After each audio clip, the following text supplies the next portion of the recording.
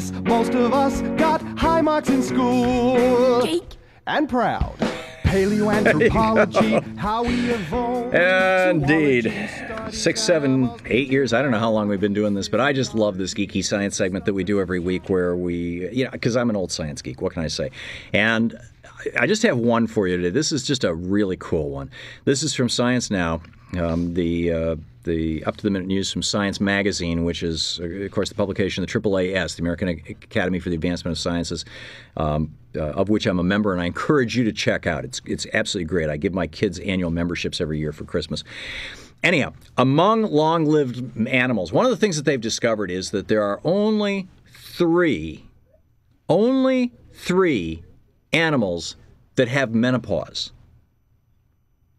Every other animal is fertile up until basically the day they die.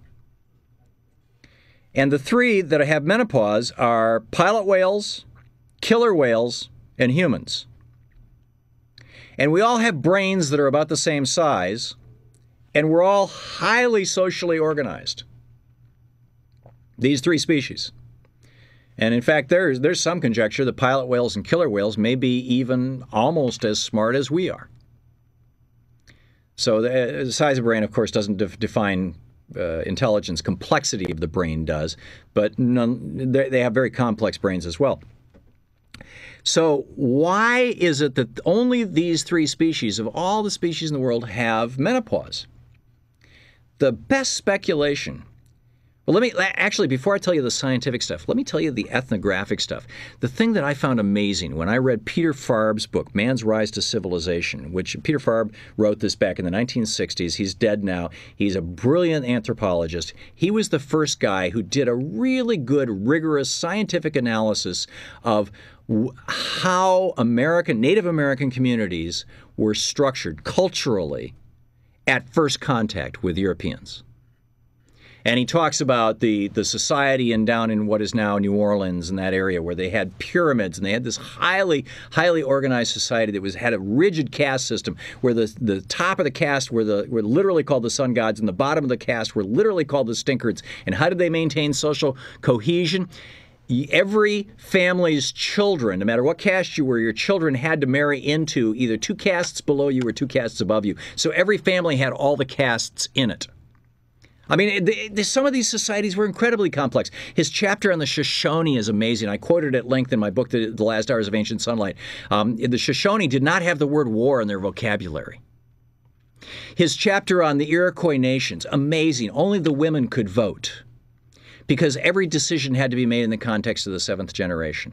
And the men weren't all that interested in the seventh generation. They were, fighting, but the women were.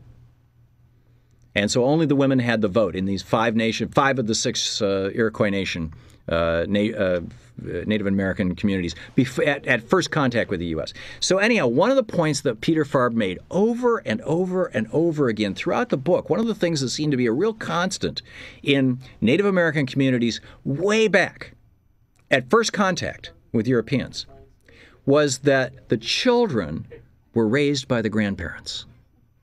The vast majority of the child caring work went to the grandparents because mom and dad, being of fertile age, were also of work age. And so mom was out gathering food and dad was out hunting for food. These were hunting, gathering people, after all. So that's and this is the case, and you look at societies, the same thing with I'm forgetting the name of the tribe now, but I mentioned them in Last Hours of Ancient Sunlight, a book I wrote back in 1996. And in South America, in the Amazon jungle, same thing. The grandparents were raising the kids. I would guess, I haven't done a comprehensive study, but I would guess, and Marshall Shalins in his book, The Original Leisure Society, where he talks about Aboriginal and Indigenous societies in South America, in Africa, and in South Asia. That, again, the grandparents are raising the kids so that the parents can basically work. They can go out and hunt and gather. I would guess that this is a characteristic of probably most societies. And there may be some really good reasons for it, in addition to just the biology of, the physics, as it were, that the people, when they're the age of childbearing, they're also the age of hunting and gathering. And when they're older, they're not competent hunters anymore, but they're excellent child rearers. And in fact, I know many people who say, I'm a far better grandparent than I was a parent. So now we get to the science.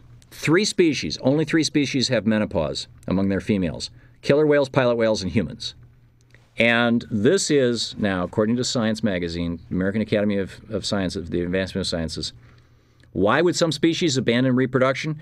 Researchers are arguing the grandmother hypothesis. The idea is that an older woman who devotes herself to caring to her, I'm quoting now from the study, who devotes herself to caring for her grandchildren benefits from the survival of her genes more than she would if she continued to bear children. If she continued reproducing in old age, she would risk dying during childbirth or while young offspring are still dependent upon her. And that this is all about passing on genes to future generations, which is the all-important evolutionary yardstick. Isn't that fascinating? I just find, and as a societal construct, let me just take this a step farther.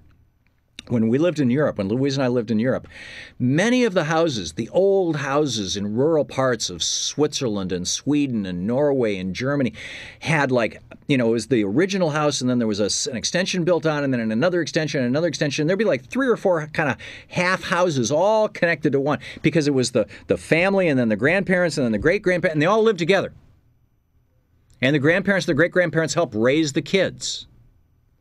And they'd been doing that for centuries. And I would submit to you that if we stopped this Reaganomics insanity of forcing people to have, 2-parent working families, so that today, as a result of Reaganomics, half of all children come home to an empty home, and instead made it, empowered grandparents to be with their grandchildren, and it just fundamentally restructured society, so it would be to the better of all of us.